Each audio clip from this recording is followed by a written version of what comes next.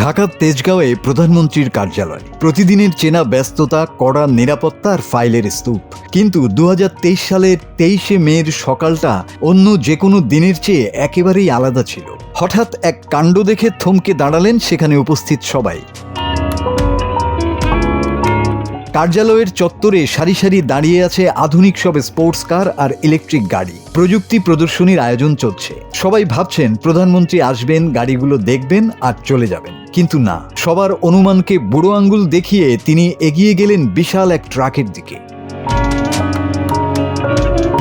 নিরাপত্তারক্ষীদের চোখ তখন ছানাবড়া। প্রোটোকলের সব নিয়মকে একপাশে সরিয়ে স্বয়ং দেশের প্রধানমন্ত্রী টান টান উত্তেজনার মধ্যে উঠে বসলেন একেবারে চালকের আসনে। স্টিয়ারিং হুইলটা শক্ত করে ধরলেন হাতে, মুখে সেই চেনা আত্মবিশ্বাসী হাসি।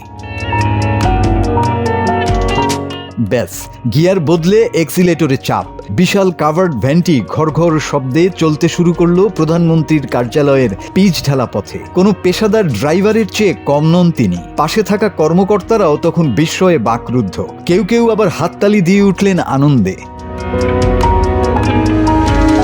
রাষ্ট্র পরিচালনার কঠিন স্টিয়ারিং যার হাতে, তার কাছে একটি ট্রাক চালানো যে কতটা সামান্য ব্যাপার সেটাই যেন আরেকবার প্রমাণ করলেন তিনি। মাত্র কয়েক মিনিটের এই সারপ্রাইজ ড্রাইভ মুহূর্তেই পুরো প্রাঙ্গণে এক উৎসবমুখর পরিবেশ তৈরি করল।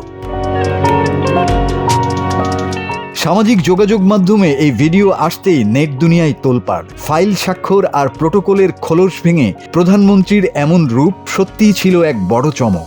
ফাইল সই করার আঙুলগুলো যখন ভারী যানবাহনের গিয়ার বদলায়, তখন তাকেই বলা হয় আসল leadership. Desk report, 24 hours Bangla.